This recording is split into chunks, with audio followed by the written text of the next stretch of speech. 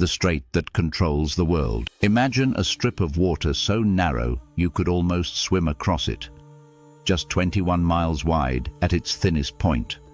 No mountains, no walls, no fortress, just ocean.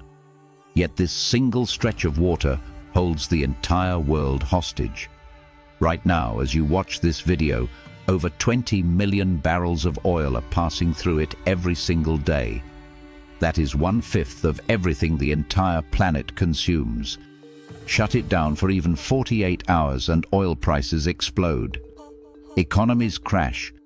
Wars begin. This is the Strait of Hormuz. And the story of who controls it, who wants it, and why the world is terrified of losing it, is one of the most gripping geopolitical stories of our time. Let's go in. Chapter 1. The geography. To understand why the Strait of Hormuz matters so much, you first need to picture where it is.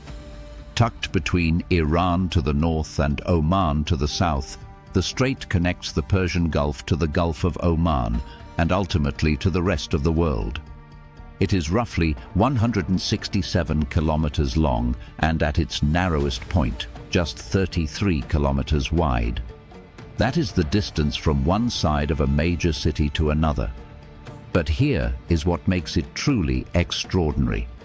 The actual shipping lanes, the paths that oil tankers must follow, are only 2 miles wide in each direction. 2 miles. With a 2-mile buffer zone in between. Countries like Iraq, Kuwait, Qatar, Bahrain, UAE and Saudi Arabia, nations sitting on some of the largest oil reserves on Earth, have absolutely no other way to export their oil to the world. The Strait of Hormuz is their only door out. And that door is only 2 miles wide. Now here is the part most people do not know.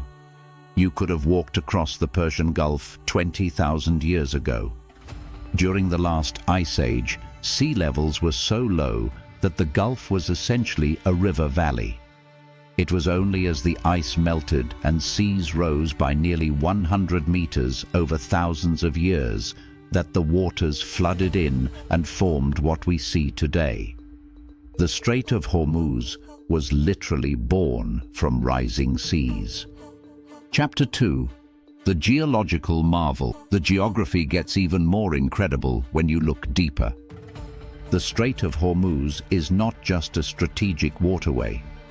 It is one of the greatest geological wonders on the planet. About 35 million years ago, 2 massive continental plates, the Arabian Plate to the south and the Eurasian Plate to the north, began colliding. Between them lay an ancient ocean called Tethys. As these 2 giants crashed together, they consumed that ocean completely, and in doing so, created a depression in the Earth's crust. That depression became the Persian Gulf. The collision became the Strait of Hormuz.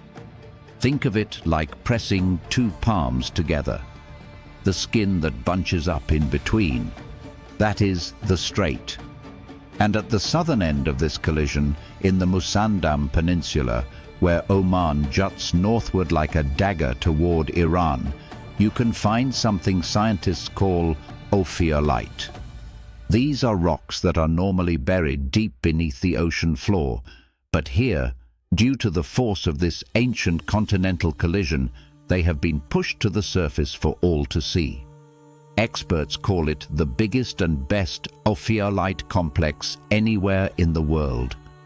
So beneath all the oil and politics, the Strait of Hormuz is a 35-million-year-old scar left by 2 continents colliding. Extraordinary. Chapter 3. The Islands Dispute. Now we get to the part that shapes everything happening in the region today. Dotted across the strait are several small islands. Most people have never heard of them. But these tiny patches of land are at the center of one of the most explosive territorial disputes in modern history. Their names are Abu Musa, Greater Tunb, and Lesser Tunb. The Greater Tomb is just 10 square kilometers in size. The Lesser Tomb, barely 2. These are not large islands. There are no cities, no oil fields, no rivers. Very few people live there. And yet, they may be the most strategically valuable pieces of land on the planet. Here is why. Every oil tanker that passes through the Strait of Hormuz must sail through narrow shipping lanes. And those lanes pass directly between these 3 islands. Whoever controls these islands controls what the world can see, hear, and strike within the strait. Put radar on Abu Musa, you monitor everything. Place missiles on the tombs, you can threaten everything. Military analysts have called them stationary, unsinkable aircraft carriers. Now here is where the story gets dramatic. November 30th, 1971. Britain was in the process of withdrawing from its Gulf territories, a collection of small sheikdoms that were about to come together to form a brand new country. That country would be called the United Arab Emirates, and it was scheduled to officially declare independence just 2 days later on December the 2nd. But the night before the UAE even existed, the Iranian Navy moved in. Ships arrived at Abu Musa, Greater Tomb, and Lesser Tomb. Iranian forces took control. The islands, which had been administered by the Emirates of Sharjah and Ras Al Khaimah, were seized. 2 days later, the UAE was born and inherited a territorial dispute it had no power to stop. Iran's justification? These islands have been part of Persian territory since the 6th century before the Common Era. The UAE's counter? Arab rulers maintained control since the 7th century, and British records from 1864 confirm Arab sovereignty. The truth? There is no clean answer. And that ambiguity has kept this dispute burning for over 50 years. The UAE tried to take the matter to the International Court of Justice. Iran refused to participate. The UAE escalated to the United Nations Security Council in 1980. The case was deferred and never revisited. Negotiations in 1992 collapsed completely. Today, the European Union, the Gulf Cooperation Council, Russia, China, and France have all called for a peaceful resolution. Iran has rejected every single one of those calls, maintaining the islands are an inseparable part of Iranian territory. The dispute is not just diplomatic, it is military. It is existential. And in 2026, it has exploded to the center of a live global conflict. Chapter 4. The economic weapon. So what happens if the strait closes? Let us put real numbers to this. In 2024, an average of 20 million barrels of oil passed through the strait every single day. That is roughly 20% of all the oil consumed on Earth. Japan gets 95% of its crude oil from the Gulf region. South Korea gets 75%. China and India together account for over 40% of all oil moving through the strait. There are alternative routes. Saudi Arabia has a pipeline that cuts across the country to the Red Sea. The UAE has a bypass pipeline too. But combined, these alternatives can handle only around 2 to 3 million barrels per day, a fraction of what normally flows through the strait. If the Strait of Hormuz closed for even a week, oil prices would spike to levels not seen in modern history. Supply chains would crack. Food prices would rise. Airlines would ground flights. Industries would slow. The economic damage would ripple across every country on Earth, rich or poor, oil producer or consumer. This is why the strait is often called the world's jugular vein. Cut it, and the global economy bleeds out. And the terrifying reality? At its narrowest point, it is just 21 miles wide. A handful of naval mines, something Iran has used before, could make that passage too dangerous to navigate. Chapter 5. The Present and the Future.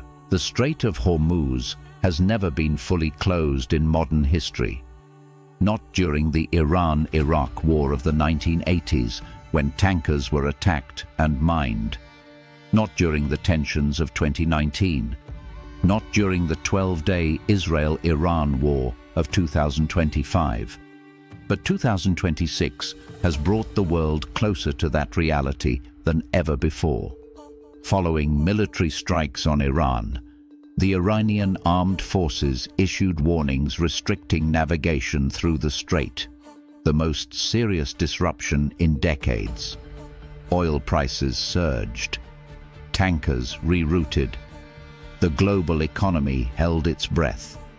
The disputed islands, Abu Musa, Greater Tunb, and Lesser Tunb, have moved from a quiet diplomatic footnote to active military flashpoints. Airstrikes have targeted military infrastructure on those islands. The United States has deployed Marines to the region. The entire world is watching a 2-mile-wide shipping lane with the kind of anxiety usually reserved for nuclear standoffs. Because, in a very real sense, this is a nuclear-level economic crisis in slow motion. The Strait of Hormuz is the proof that in our world, geography is power. A country that controls a narrow waterway controls the fate of billions of people who have never heard of it, never visited it, and never thought about it for a single second of their lives. To summarize, from a walkable river valley 20,000 years ago, to a geological scar left by colliding continents 35 million years old, to a 50-year island dispute that has never been resolved, to the single most important 21 miles of water on the planet today. The Strait of Hormuz is not just a geography lesson. It is a mirror, showing us how fragile the systems we depend on truly are, and how a strip of water smaller than most cities can bring the entire world to its knees. If this video gave you something to think about, share it with someone who needs to see it. Subscribe to Factverse for more stories like this, because the world is full of facts stranger and more powerful than any fiction.